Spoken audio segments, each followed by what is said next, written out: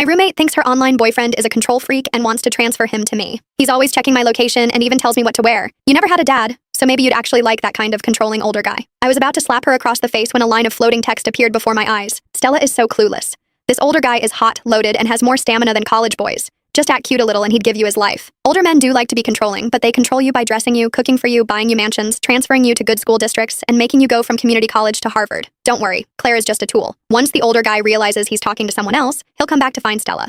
And then we'll get the forced romance storyline we love. My raised hand gently fell, stroking my roommate's face instead. Thank you. I'll take good care of this relationship. Money or not doesn't matter. What I really want is to get into Harvard. After getting Stella's alternate account, I immediately changed the password. As soon as I logged in, I was overwhelmed by the flood of messages. You there? Why aren't you replying? Skipping class now? Why has your location been stuck at the dorm? Answer the phone. The last message was from 2 hours ago. I've already bought a ticket back to the States. You'd better give me an explanation. Seeing this, I quickly scrolled through their chat history. Just as Stella had said, this was an older man who lived abroad year-round. They didn't chat much, but whenever they did, he'd ask what Stella did that day, whether she'd eaten and if she was studying. He also urged her to transfer schools, go to grad school, get a doctorate. Of course, it wasn't just lectures. He'd transfer money too, $5,000 at a time. For ordinary college students, that wasn't bad, but for Stella, it wouldn't even buy one handbag. Stella had tried asking the older man for more, but he refused. I've looked into it. Most students' living expenses don't exceed $2,000. $5,000 is more than enough. Don't flaunt your wealth. You shouldn't be too flashy at school or you'll attract jealousy. Those two sentences probably convinced Stella he was a cheap, preachy old man. Lucky for me. It had been 2 days since their last conversation.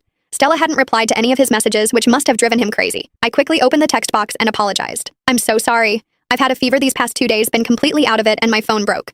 Less than 3 seconds after I sent it, he called. I took a deep breath, declined the call, and typed, "My throat's hoarse. I can't talk." This time he was silent for a few seconds, then sent a transfer. 100,000.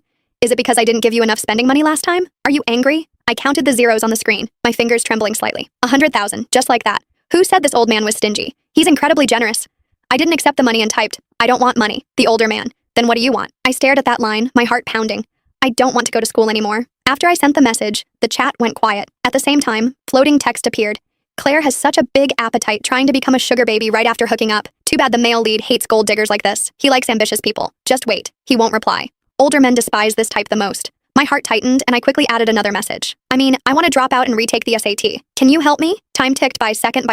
I stared at the screen, palms sweating. 1 minute, 2 minutes. Just when I suspected he'd figured out I wasn't the original person and wouldn't reply anymore, a new message popped up in the chat box. Okay. The day after receiving that message, I got a phone call. The caller said he was Mr. Quinn's assistant and asked me to bring my ID documents to a cafe outside school. He wanted to discuss the SAT retake with me. Although Stella had never revealed her identity information while chatting with the older man, I was still nervous when I went. Fortunately, Assistant Lewis didn't say anything after reviewing my documents. He just asked if I had a target university. I felt a bit embarrassed. I want to go to Harvard.